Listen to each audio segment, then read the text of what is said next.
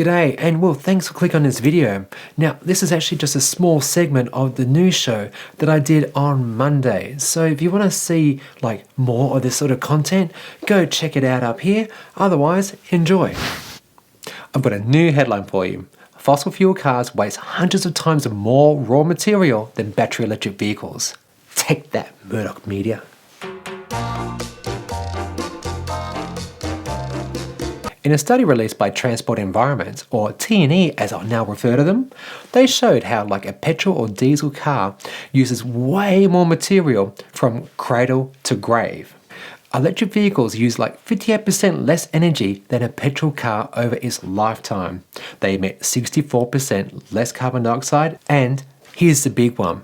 Okay, just a few big numbers I'm going to just throw at you here, and it is massive. First of all, on a relative weight basis, okay, thinking about an internal combustion engine that burns material, think fuel, okay, compared to a battery electric vehicle and its batteries that eventually will get recycled, okay?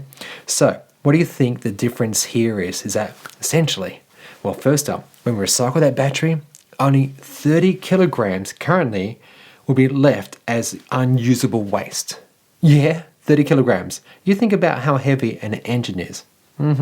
Okay, and then obviously the weight of the petrol that's gone into the car being burnt and disappears into the atmosphere as stuff we breathe in. But getting back to that relative weight scenario, so the internal combustion engine will burn 300 times more than compared to a battery electric. 300 times. Look at these numbers. 300 times. That stuff that's been put out there by some media campaigns and lobby groups to try and make EVs to be really bad and worse for the environment and not clean and green and you're just greenwashing, well, it turns out that actually, no, we had it right and this is the future and it's happening. So today's episode is very much a how much better are EVs compared to petrol cars? Because, well, this study by T&E could have made EVs actually look even better than fossil fuel engines because, well, the engine battery calculations actually excluded the raw material needed to produce electricity and, well, fossil fuels. And because that is also contingent on factors such as national electricity mix and fuel extraction methods and the efficiency around both. Remembering, this is a bit where you can I think, look, best go check out this video by Petrol. It's been voiced over with the help of Robert Llewellyn, and it's only 12 minutes long, and it's animated, it's great, and it shows you how a petrol is produced. Think mining, shipping, refining, transporting, pumping, all of them require energy. So that is power from somewhere. How conventional petrol cars, they not only produce CO2 and other yucky stuff that clogs up not only our tailpipes but also our lungs. It just really brings home the message that, look, these numbers and that video, these are things that we need to have ready on the top of our head. And I want you to go share it with your friends, put it on your socials, talk to your papa about, or maybe that petrol head of yours. And let's just change one person at a time because, more often than not, there's really bad people out there who just have some very vested interests who just want to continue doing what we're doing at the sake of everyone else. And these awesome videos hopefully go some way, and this paper, T&E's paper, goes some way to undo all that. 7. Yep, 700. Okay, now, let me explain. If trucks and buses were electric, the Climate Change Authority estimates that annual emissions by 2050 could be reduced by 7-fold. And so it's great when I see bus companies like Busways do a short 3-week trial of its first electric bus, the Yutong E12, run on all Coffs Harbour routes.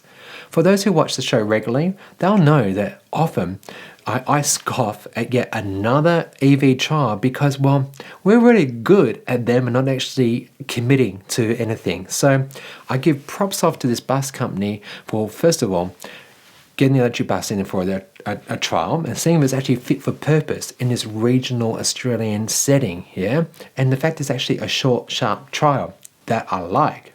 They're going to have obviously a few challenges here because, well, the bus routes in regional Victoria, they're longer. Okay, so unlike metro areas where you've got constant acceleration and deceleration, so when a bus is slowing down, it's going to regen and recapture energy back into the batteries. Country routes, not so much. There's going to be hills. Yeah, there's very few traffic lights and stop signs. But great. The impact of this study will obviously mean that the bus companies can understand where they're going to have to install maybe some charging infrastructure, or think about routes or size of battery pack that they're going to need to make sure that this works for the entire day, from very morning to the last bus at night time. Then no matter recharge the car ready for the next day to do it all over again. South Australians can all sleep a bit easier after the Legislative Council announced that it would delay the introduction of an EV tax in the state. Announced on Thursday last week, tax on South Australians who actually drive an electric vehicle has been pushed out to July 2022. This is good news on two fronts and obviously bad on one. Let's start with the bad one, yeah? It's still going to happen. It's still going to happen. But now the good. This delayed action is going to mean that this garbage legislation is going to be beyond the next state election, which is due in March 2022. So that means that you, me, everyone can make their thoughts known to candidates, and well, any new government who then gets voted in can hopefully scrap it. Now, then is that two good things, two bad things? I'm not very certain, but I've got to say, guys, girls, thanks for your comments on last fortnight's show around EV tax update in Australia. A lot of really good stuff going on out there. A lot of great comments supporting that. What we're all trying to do here, and that is to get this scrapped in Victoria, because so far, again, Victoria is the only one who's going to be taxing motorists, and this is just shenanigans. It is to what's the juice media thing they say? That's real. Yeah, it really is, and it's just ridiculous that someone who drives an EV, who's contributing far less to emissions, CO2, and the like, is paying the most for roads. Yeah, and I especially feel very sorry and really upset and quite angry that this legislation is going to really affect the most people who drive a plug-in hybrid vehicle, because in addition to paying actually the 2 cents per kilometre charge, you're also going to be still paying petrol and fuel excise. So combine those two costs together, you're paying way more than the EV driver and the person who drives the dirtiest vehicle on the road. It is not good legislation, folks. So if you can, get talking to your local member. I did last weekend. Yeah, I did. She was at a local fair, and I let my thoughts know. Do the same.